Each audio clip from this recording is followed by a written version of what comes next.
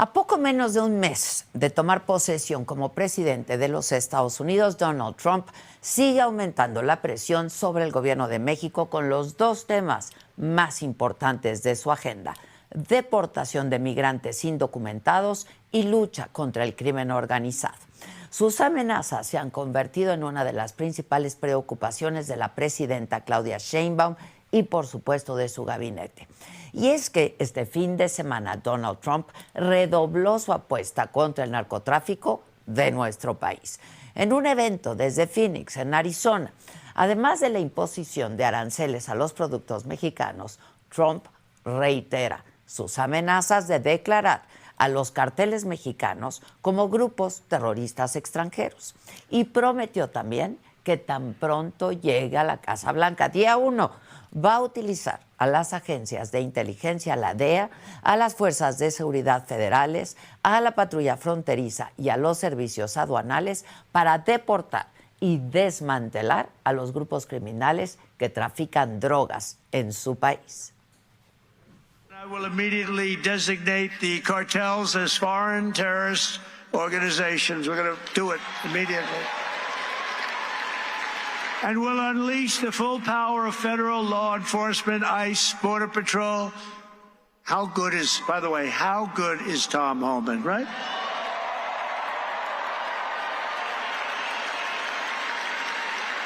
He's phenomenal. I've known him a long time. I'll bet you Sheriff Joe likes Tom Homan, right? Sheriff Joe, yes, yep. He goes, yep. The DEA, the FBI, the intelligence community, and financial sanctions to remove the migrant gangs and criminals that are killing and raping and maiming our citizens. We're going to get them out. Nadie sabemos a ciencia cierta si Trump piensa, en efecto, llevar a cabo sus promesas o si son parte de las amenazas que han siempre caracterizado su discurso. Pero México tiene que tomarlas en serio, sobre todo si se considera que la semana pasada Trump presionó al Congreso buscando quitarle el límite de deuda al gobierno de Estados Unidos para poder llevar a cabo su plan de deportaciones masivas y su lucha contra los carteles. A muchos analistas les preocupa que si Trump cumple con su palabra, Estados Unidos tendría mucho más poder para realizar operaciones de seguridad en territorio mexicano, inclusive sin avisar a nuestro gobierno, tal y como ocurrió con el arresto de Ismael El Mayo Zambada. Esto implicaría un reconocimiento implícito de que nuestro país es incapaz de lidiar con el narcotráfico y la violencia y a la larga podría dañar la soberanía nacional. Sin embargo, desde otra perspectiva, hay quienes opinan que esta es la única forma de controlar la violencia y el tráfico de fentanilo, que el año pasado provocó poco menos de 100,000 muertos por sobredosis en Estados Unidos y que en México dejó alrededor de 200,000 muertos el sexenio pasado.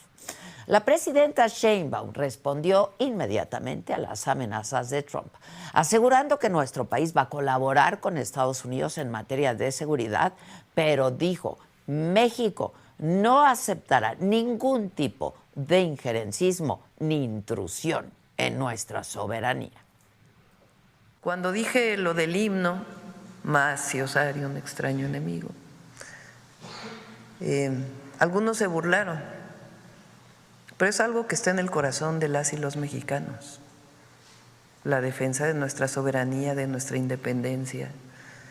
Somos un país libre, soberano, independiente, y nos relacionamos, colaboramos, trabajamos. Por supuesto que nosotros tenemos que colaborar hasta por razones humanitarias de la crisis de consumo de fentanilo, de drogas, pero particularmente de fentanilo que tiene Estados Unidos, y en eso hay que colaborar.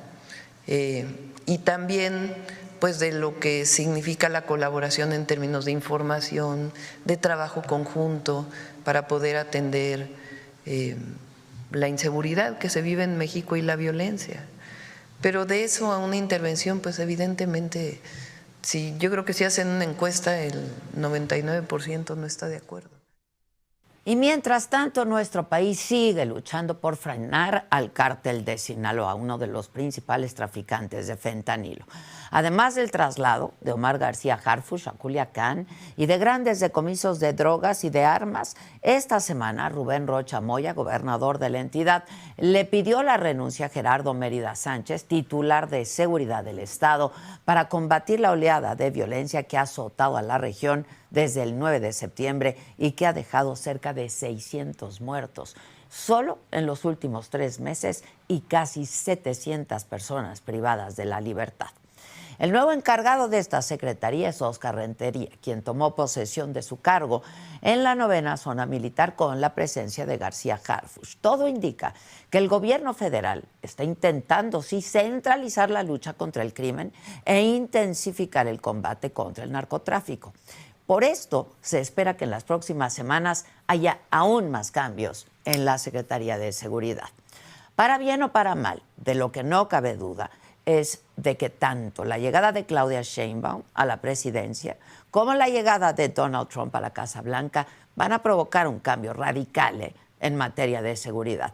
Parece que se viene una temporada, ojalá, de combate frontal contra el crimen organizado, donde, a diferencia de lo que sucedió el sexenio pasado, veremos la utilización de la inteligencia, operativos, arrestos y cooperación internacional para combatir el crimen.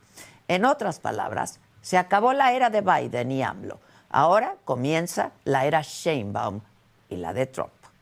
Yo soy Adela Micha.